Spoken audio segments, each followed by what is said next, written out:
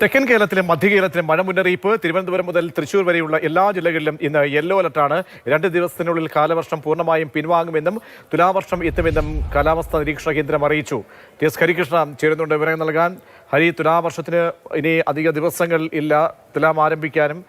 അപ്പോൾ അതിന് മുൻപോടിയായി എത്തുന്ന മഴ അത് ഏതൊക്കെ ജില്ലകളിൽ ബാധിക്കാനാണ് സാധ്യത? മറ്റെന്തൊക്കെ അലർട്ടുകൾ മലയോര തീരദേശ മേഖലകളിലൊക്കെ തന്നെ നൽകുന്നുണ്ട് കാലാവസ്ഥാ നിരീക്ഷണ കേന്ദ്രം? തുലാവർഷത്തിന്റെ വരവറിയിച്ചാണ് ഇപ്പോൾ സംസ്ഥാനത്ത് ഒറ്റപ്പെട്ട ശക്തമായ മഴ പല ജില്ലകളിലും പെയ്യുന്നത്. തിരുവനന്തപുരം മുതൽ തൃശൂർ വരെയുള്ള ജില്ലകളിൽ നിലവിൽ യെല്ലോ അലർട്ട് നൽകിയിട്ടുണ്ട്.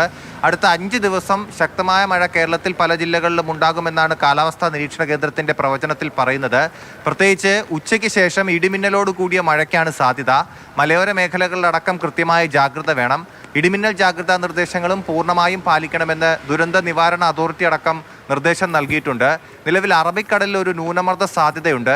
ആ ന്യൂനമർദ്ദം അടുത്ത ദിവസങ്ങളിൽ രൂപപ്പെടും. അതിൻ്റെ സ്വാധീനത്താൽ കൂടി മഴ ലഭിക്കും. കേരളത്തിൽ കാലവർഷം പൂർണ്ണമായും 2 ദിവസത്തിനുള്ളിൽ പിൻവാങ്ങി ആ കാലവർഷം പിൻവാങ്ങുന്നതോടൊപ്പം തന്നെ തുലാവർഷം കേരളത്തിൽ എത്തുകയും ചെയ്യും. ശരി, ഹരികൃഷ്ണയാണ് കാലാവസ്ഥ അപ്ഡേറ്റ് നൽകിയത്.